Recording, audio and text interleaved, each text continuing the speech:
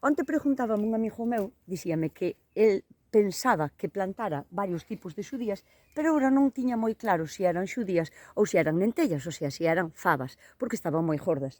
Vou vos a contar unha cousa. Todas as xudías do mundo teñen en dentro grans. Se os deixamos medrar, van a engordar e van a crecer e van a facer como se foran lentellas. Entón, a clave está en recollelas cada día e para comelas tiernas. Despois, cada xudía ten as súas características. As que son así, verdes planas, cando están tiernas, están perfectas. Cando se empezan a pasar un pouquiño, empezan a facer por aquí unha fibra que lle hai que quitar porque non a somos capaces a masticar. Pero, sin embargo, o de dentro ten que tardar moitísimo en empezar a engordarlle o que é a semente.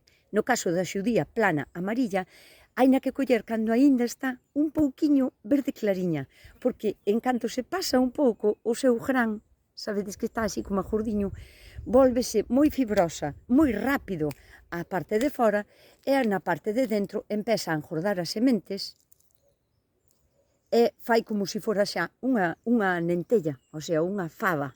No caso destas que son así, redondas, de mata baixa, violetas, non van a engordar tan rápido o que é a semente de dentro, nin tampouco van a criar.